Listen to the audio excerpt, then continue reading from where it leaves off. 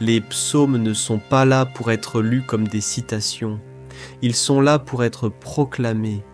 Ils sont des armes, des remèdes, des sources de restauration.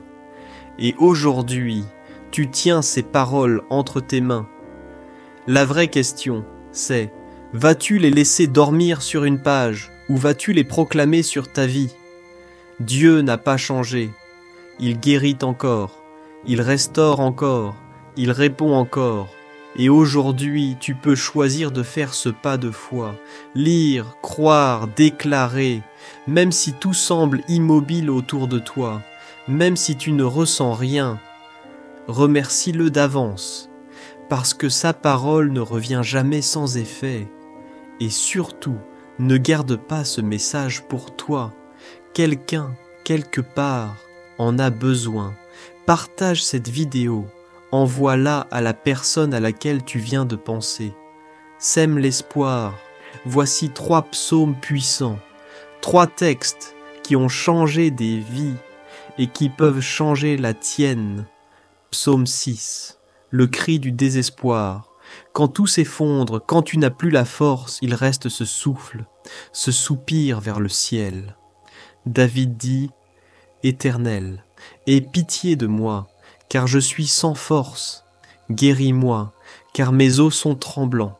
Ce n'est pas poli, ce n'est pas bien rangé, c'est réel, brut, c'est une prière arrachée à la douleur. Et Dieu y répond. Il ne demande pas que tu sois fort, il veut que tu viennes à lui tel que tu es, fatigué, cassé, sincère. » Psaume 30, le chant de la victoire. Si le psaume 6 est le cri au fond du gouffre, le psaume 30 est la louange qui monte du cœur guéri.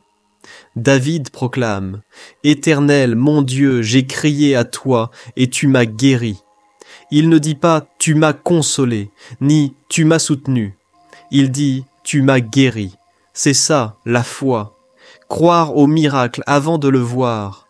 Croire que les pleurs du soir laissent place à l'allégresse du matin, parce que les larmes ne sont jamais éternelles.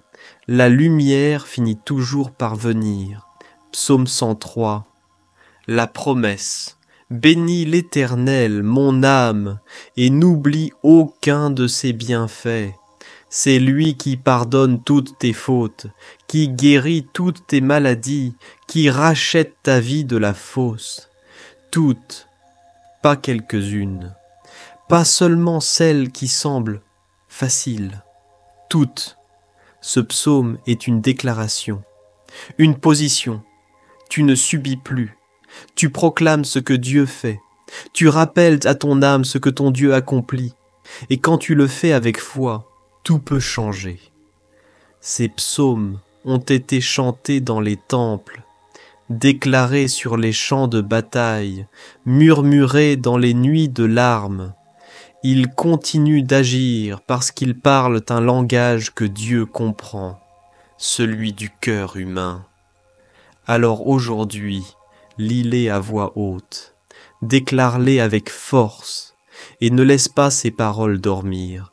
Lève-les comme un étendard, accroche-toi à elles. Elles ne sont pas là pour t'émouvoir, elles sont là pour te relever. Et souviens-toi, tu n'es pas seul, tu n'es pas oublié, tu n'es pas abandonné. Dieu est là, il écoute, il agit. Si ce message t'a touché, abonne-toi, reste connecté, parce que ce voyage de foi ne fait que commencer, et le meilleur est encore à venir.